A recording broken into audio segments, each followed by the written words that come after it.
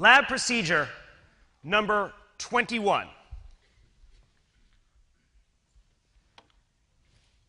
Take orange liquid, pour in beaker number 1. Add 5 drops of phenol red. Match against pH level color chart. Step 2. Take tap water sample number 2, New York tap water. Add 5 drops, phenol red. Compare with color chart. Step number 3. Add lemon juice to New York tap water. Beaker number 3. Add 5 drops. Compare with pH color chart. Submit your results to the front of the room. Your grade shall be given tomorrow. That is a lab procedure. Memories, anybody? Lab procedures? Is that an experiment? Is that experimentation? Do we bring any kind of sense of experimentation and curiosity to the kid with a lab procedure? We actually call the lab manuals lab procedure manuals. And yet we expect kids to be excited about science, excited about learning, going through dozens and dozens and dozens of lab procedures. And we're shocked. Amazingly, 80% of kids by the age of 10, 12, 14, disaffected by science and math, saying, this is not for me. Of 4.5 million ninth graders, 4.5 million ninth graders today, in ninth grade today, how many are expected to major in science and math by the time they finish college? Any guesses? 4.5 million kids today in ninth grade. When they graduate college, those that graduate, what is the number? Any guesses? Out of 4.5 million, please, sir. 5%. We have a 5% one. So that would be about 250,000. Is that okay? Sorry. 0.5%. Okay.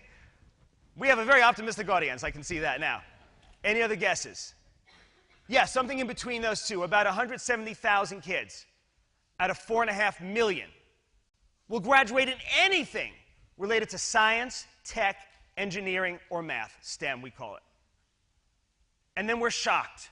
Where's the innovation? Where's our drivers of innovation? Where do we have the kids curious about building things, inventing things? I don't mean just kids going and becoming scientists or techies. How about becoming patent lawyers? How about architects? How about any kind of job today? Because every job today needs problem solving. Every single job. And yet, when it comes to school, we're back at lab procedure number 21. So I'd like to talk to you for a few minutes today, and there's a prop being handed out. We're going to use that in a few minutes. So everyone take one of those props. We're going to use it in a few minutes. From the perspective of one of the key organs of the human body, the brain. And this particular brain. Now, I spent a number of years deep inside the brain, understanding from the perspective of the brain, what does it mean to look out on the world and think about what is out there? What activates the brain? Today in our modern society, we're all about doing Sudoku and Scrabble and word anagrams and things like that. We want to keep our brain sharp. If you ask the brain that question, hey, brain, what would keep you sharp? What would get you excited? What would activate you in this positron emission tomography scan, in this PET scan that we did a number of years ago? What activity would light up the brain, literally? Sudoku? Yeah, a little bit, a little lighting up. Crossword puzzles? Yeah. Learning a new physical skill? Massive. Presenting with a challenge that has to be solved? Massive. Presenting with a challenge that has a social element of interacting with other people? Really massive, firing up. And presenting with a challenge involving social activities, involving different age groups, involving situations over time, involving discovery, dopamine, this really lights up the brain. This becomes addictive learning. There was a recent CNBC special on gaming, on slot machines. I don't know if anyone saw that, on the modern slot machine. There's now twice as many slot machines in America as there are ATM machines. And the modern slot machine has nothing to do with just a one-armed bandit. It has to do with giving little doses, Pavlovian doses of wins, 25 credits, so on and so forth, as you're hitting that slot constantly. In fact, the addicted slot machine gamblers now report that they're annoyed by winning because it breaks the flow of hitting the button, breaks the flow for them. Well, if we know so much about that kind of addiction, we can now actually understand a bit about how to bring that to learning. We can make learning addictive. In fact, we don't even have to do that. It is already addictive to the natural human state. But yet, in school, we believe that, oh, we have to go outside that state. In fact, when you interview kids today, particularly elementary and middle school kids, kids actually believe that they're in some kind of twilight zone, manufactured by us. I don't know if people remember Prisoner Number 6, an old British series on TV. But the kids believe they are prisoner number 6. They believe that in the outside world, the real world, they have access to rich multimedia. They have access to video games, to all kinds of multimedia. They go to after-school programs. I sat next to some kids on the plane on the way back here going to MathPad. Anyone know MathPad? It's a great camp. Math geeks, so on and so forth, doing all kinds of crazy stuff with math, all kinds of crazy stuff in the summertime. And they're having fun, they're loving it, they're doing discovery, rich media. Then they go to school, and it's a time machine. One kid actually said, I transport myself in a time machine back to my parents' time. And in this time, they had books and pencils, and they had no access to this stuff. So they want me to understand that about them. That's what the kid said. It was an empathetic type of situation where the kid, 9, 10 years old, is now empathizing with the parents, understanding what they went through. And we have created this artificial structure inside the school to say, you shall learn as we have learned, or we did not learn. That is what the messaging that our kids are receiving now. But there's actually 100 billion neurons in the brain. We can go beyond just the rote memorization neurons. We can go beyond that. There's a lot of structures in the brain. We can engage all 100 billion neurons. And we need to if we're going to have success in learning. A lot of different structures in the brain I'm not going to go into today. But suffice it to say that we now know what works. That's the good news. We don't have to guess anymore. Chris's school that he just described, where an inquiry-based approach is being used, has now been replicated across the country. There's a great school in Cleveland, Ohio, MC² STEM, Metropolitan Cleveland Consortium for Science, Tech, Engineering, and Math. If you want to see magic happen, visit Chris's school in Philadelphia. If you want to see magic happen, visit MC² STEM in Cleveland. If you want to see magic happen, visit the East Side Community High on 1st Avenue to 11th Street here in New York City. These schools do not have textbooks in science and math. These schools have inquiry-based learning throughout the curriculum. Not just once in a while, not just on Tuesdays, but all the time. I was sitting in Cleveland, Ohio in the classroom, and they're 10 weeks on, they're 3 weeks off. 10 weeks on, 3 weeks off. That's the entire school year. During the 10 weeks, a subject is picked, a theme is picked in terms of sustainability, health, whatever the theme is going to be. And the kids have to choose their own thesis topic. 9th grade, 10th grade, 11th grade, 12th grade. These kids have to choose a thesis and write a 15-page thesis every 10-week period. The math teacher is involved to help them with the math of that thesis, gathering the primary data and organizing that. The English teacher is involved. I sat in a class with a Mandarin teacher and a social studies teacher coaching a class on the issue of comparative healthcare in Mandarin and in English, comparing Chinese healthcare systems with US healthcare systems. And these kids were organizing and collecting data for their thesis. That, by the way, they had to present to a body of external adults who came every 10 weeks to hear the oral defense of that thesis. Was this a magnet school? Is this a school you have to test in? Is this the Stuyvesant of Cleveland? No. No. In 8th grade, these kids were getting 35% passing. 35%. Only 35% were passing grades. By end of ninth grade, in 1 year, 85%. Same kids, not tested in. Public school, not a charter school. This is something that can be replicated and is being replicated. And so one of the questions is, how do we get to scale? How do we get to scale in this? A number of us got together, the NSTA, American Chemical Society, MacArthur, Gates, NIH, and we asked the question, we now know what works, how do we bring this to thousands of other schools, to hundreds of thousands, millions of kids? There are 55 million kids in public school today, another 8 million in private school. If you want to talk scale, you have to talk millions. If you want to talk scale, you cannot tell me about just an after-school program that hits 20,000 kids. I'm sure it's great. It's a great program. Fantastic. But tell me how to bring it to 10, 20, 30 million kids. That is one of our key objectives as a country. We have to start thinking scale. We have a lot of experimentation going on, and that's good. We now need to take the best of that and bring it up. And that's part of what a number of us got together and asked that question. How do we do that?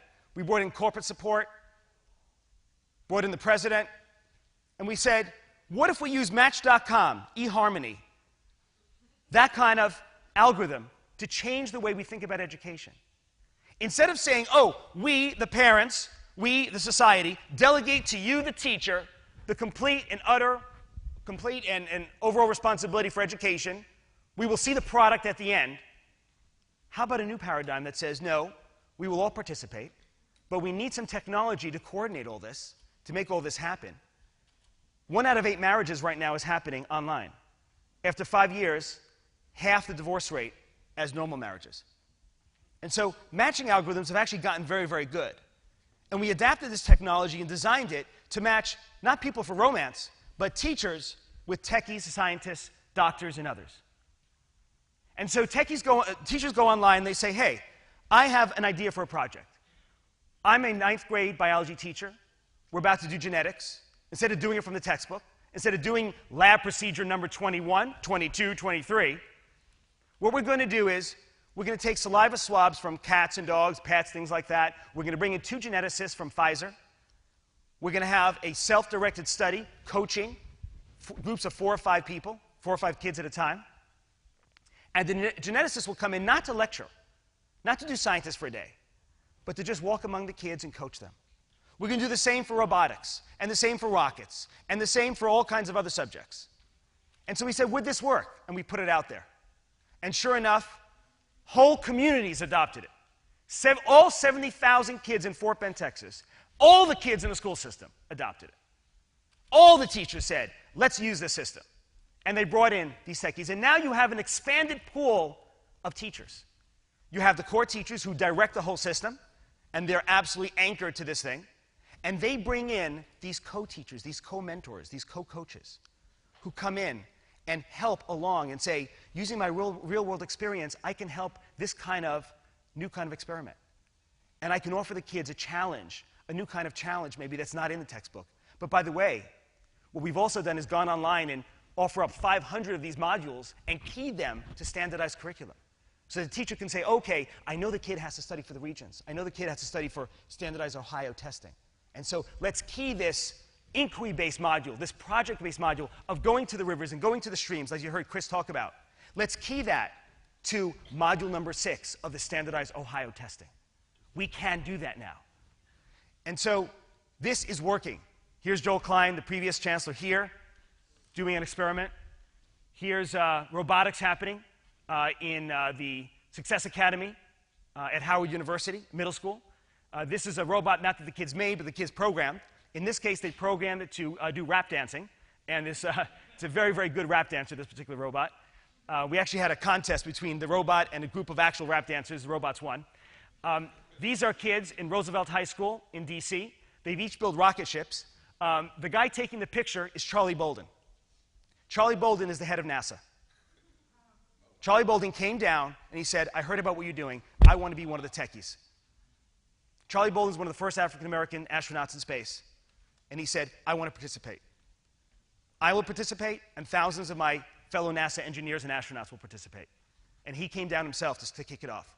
And these kids built rockets out of colored paper and masking tape, and then each one of them got to shoot it off on an air gun in front of Charlie Bolden, astronaut, head of NASA, who then offered advice on each rocket. They went back and built new rockets and then tested it again. Wow. Will these kids ever forget that? No. So that is what is happening. That is what's happening. You got to love Jeff. When we can't bring them in, we actually Skype them in. And so we have a lot of remote classrooms. In 1 year and a half, we've now reached 2,000 classrooms around the country, 2,000 schools, I should say, around the country, about 500,000 kids. This is a dinner to celebrate the success of that particular event in another classroom. And so what you're seeing happening is a phenomenon that we can actually change things. It's not all about what's inside the box, but also what's outside the box. We can say, hey, we've got 10 million, 20 million techie scientists and others out there. They want to participate, but they don't know how to participate. They don't know when to show up. They don't want to just show up randomly on a certain day. They want to show up at the right time when they're needed. And so by using a matching algorithm, each party gets a message. The teacher sends out the message, and then those scientists and techies who've signed up to the system saying, I'm interested in biology, I'll do 10th grade, I'll do 8th grade, I'll do 6th grade, they get an email message. They never have to come back to the website. And if you get a message as a techie or scientist and says, you know, you asked about 9th grade, you asked about being in Dayton, Ohio, well, guess what? We have one that's a school that's 2 blocks from you. It's 10th grade, it's 9th grade, whatever you asked for, and they're available Wednesday. Can you come down? And companies by the dozens and dozens and dozens are saying, yes, leave work, go do that. If we're going to scale this, it can't just be after school, it's got to be during school as well. We've got to change the whole thing. And so to demonstrate that today, we're now going to do a very, very quick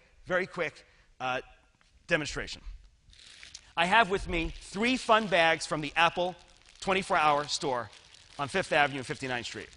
I've got some shuffles. I've got app gift cards, so you can download more apps and buy apps and things like that. Does everyone have a little card? Okay. What we're going to do now, very quickly, in 8 minutes, we're going to form groups of 5. So just find 5 people near you, and the objective is to use the little slots and slits in these little cards to make something that flies, some sort of flying thing. When you have your flying contraption and you feel good about it, bring it up to the front, and Jeff and I are going to test it. And the top 3 winners get the 3 bags. You have 8 minutes. Go.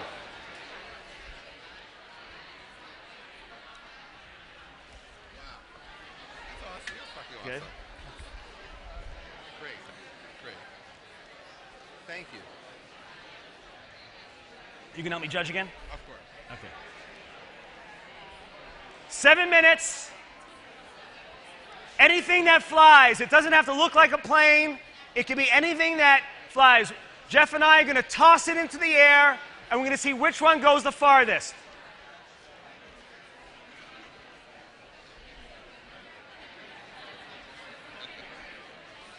Awesome. Top 3 teams get prizes. Top 3 teams get prizes. When you're ready, come on down. You guys have a team?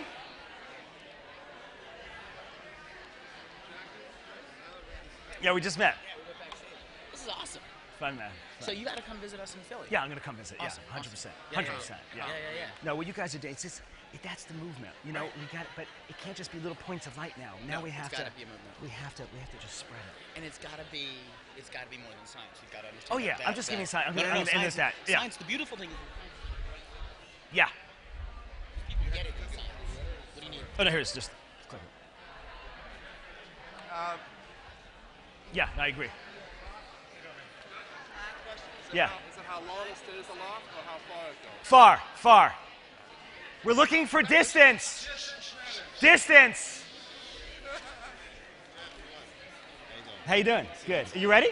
Yeah. Okay. Jeff, are you going to officially fly this one? I'll try that one. We have contestant number 1, team number 1 here. How you suggest? What's the name of your team? Give me a name of the team. The Jets. The Jets. How are we throwing it?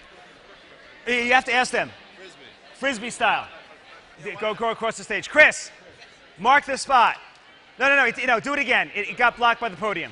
Do it again. Do it again. Do it again. Do it again.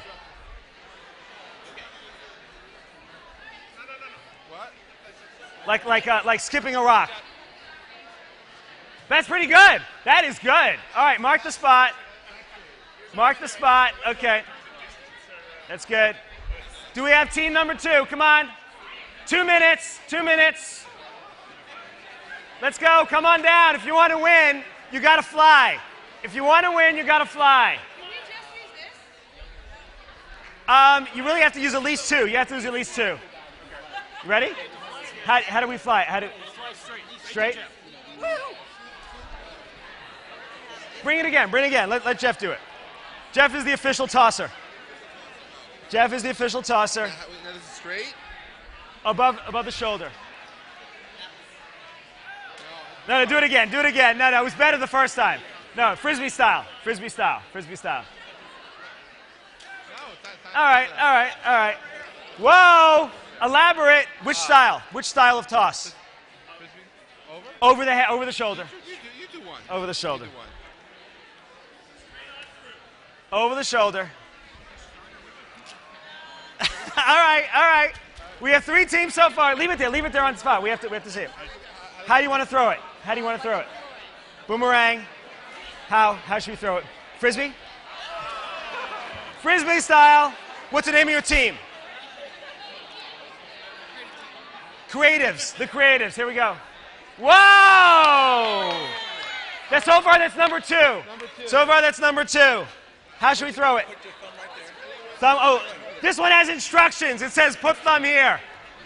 Fling it. Nice! Tie. Go ahead. All right. Fling it. Here we go. This one's solid. I like this one. This one's solid. Oh. Let's give that one more shot. I think I had a bad throw.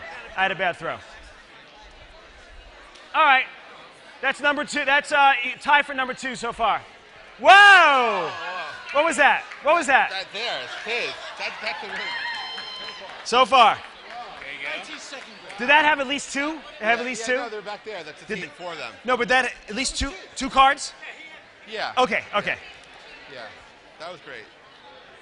How should I throw this one? Just like that. Well, this is a little unstable, but okay. All right. I love the create. Look at this. Everyone's different. All right. That was great. But that gets an A for pyrotechnics. I like that one. Wow, this one's good. Should I just, whoa. How should I do this one? Okay. Whoa. The hovercraft. Blow under it. Blow under it. Here we go. All right. Not bad. Had some loft up there. Just a toss. All right. Little heavy on heavy. Little nose heavy. Toss from the bottom. Whoa! Maybe 4th place right now. Oh, the launcher. Whoa! I'm not sure it's allowed, but let's try it. All right. Oh boy, a launcher. We'll have to give it a separate category. All right. Here we go. Very creative, though. Very creative. Jeff, you want to grab some? We got to do simultaneously.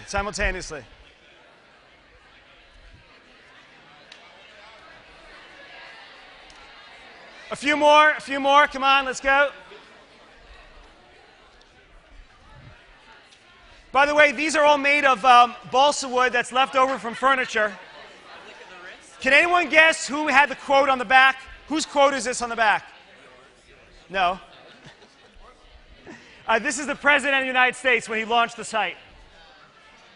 That's not bad.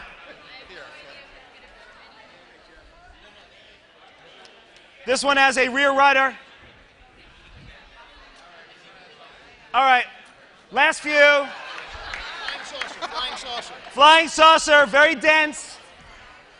Whoa! I think it's number 2. Flying saucer, little less dense. Yeah, the density helped them. Frisbee. All right. Last two. That's it. We got to go. Whoa! Holy smokes!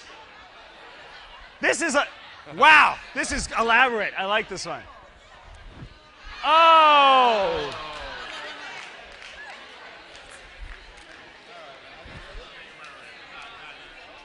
All righty. This was our winner, all the way back there.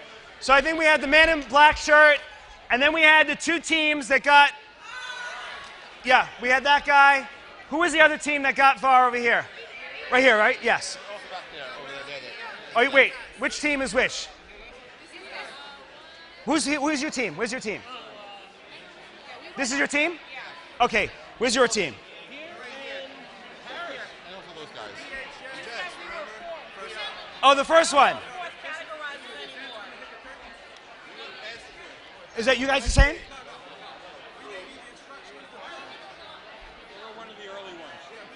Did the thumb go far? Okay, all right. All right. What we'll do is we'll all go outside to the green room and we'll sort it out. But I think we have three teams at least here. Maybe a fourth. We'll get some more app cards. Don't worry about it. So meet me in the green room right after the break. We'll take care of it. All right, everyone, just sit down a second now. We're just going to wrap up. Big hand for everybody, for your contestants. Excellent. Great work. Great work.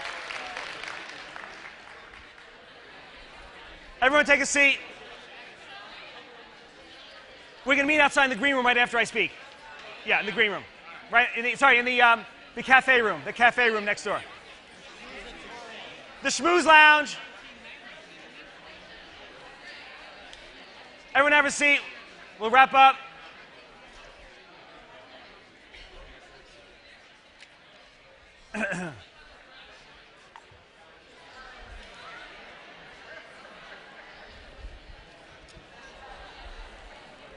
Jeff, I have to say that we've tried this only one other time, and there's a lot more creativity here among the educators than we had actually among the other groups. So actually, big kudos to this team's here. I mean, there must be some aerodynamic engineers in the audience, because these are fantastic. All right, let me have your attention, please. Quiet down, please. Thank you. Thank you. Shh. So, again, what we've shown here is, and one of the points I wanted to make with this particular exercise is that I go to a lot of schools, and schools tell me we're out of money, don't have money, resources are an issue, and they are an issue. And today, in American schools, it costs about $500,000 to outfit a typical traditional laboratory. So if you go to a lab that has fume hoods and nitrogen tanks and hydrogen and all kinds of other traditional lab equipment, that's about $500,000. And if you have 3 or 4 of those for a school, now you're talking about $2 million of expenditure just to install it. And don't forget, there's about $50 to $100K a year of maintenance, of making sure all the gas is up to speed, making sure all the fume hoods are good, all the safety checks, things like that. And so a lot of schools I visited say, you know what, we don't have the money for that, we don't have the capabilities of doing that, we don't have the folks trained in all those kinds of procedures, so we're just going to downgrade science and math, we're just not going to have as much of it. And in fact, what we've shown here today, we don't need a lot of fancy stuff. In fact, hands-on learning can be done in general for about 80% less in cost than traditional lab procedure learning. So if you just compare the two and just compare what you've spent in terms of textbooks and lab manuals and lab procedure manuals and all the equipment and things like that, compare that to the kind of stuff that Chris just talked about when he came out, of going out in the field, collecting water samples. A school we work with in Florida did a fantastic exercise.